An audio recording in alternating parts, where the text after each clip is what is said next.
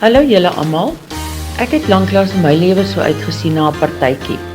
Dit gaan so lekker wees om al die ou gesigte weer te sien en lekker saam te kuier.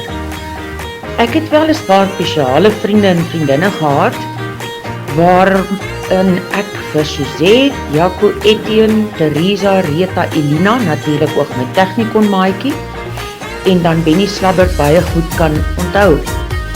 Wat ek baie goed onthou is dat Teresa altyd naweke na ons toe gekom het uit die kossies uit. En dan was ons ook mos maar almal tannie Letty Karsten se kinders. Ons het by haar huis by mekaar gekom. Sy het ons altyd getreed, sy het ons gehelp met ons matriekafskeid, sy het ons gehelp met ons blomme. En ons het almal by haar aangetrek, dit was 'n heerlike aand. My gunsteling onderwyseres was Barbara Pieters wat wiskunde gegee het. Seker maar omdat ons spanne dieselfde was. My most embarrassing moment is die dag, ek dink ek was standaard 5 gewees, wat ek begin netbal speel het.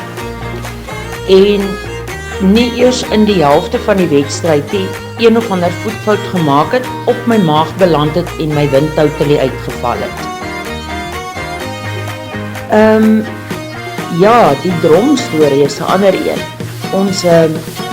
Ek en Pieter Lourens het al uitgegaan vandat ek standaard 6 was.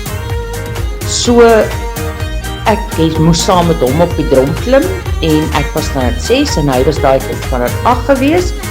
En ek het gedink ek gaan dood van skaamte, want in ons huishouding was my ouers baie konservatief, dink julle het hulle almal geken, en ons het net eenvoudig nie in openbaar hande hou vas en gesoen en sulke goed gedoen nie.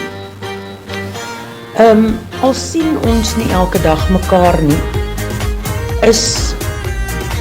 sal ons seker nooit mekaar vergeet nie.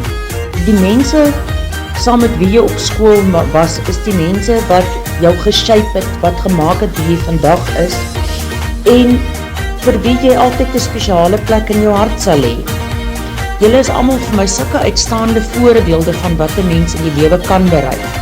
Ons het nie baie kontak nie, maar hou mekaar dop op Facebook en ek sien so baie uit om almal te sien en 'n heerlike aand te hê.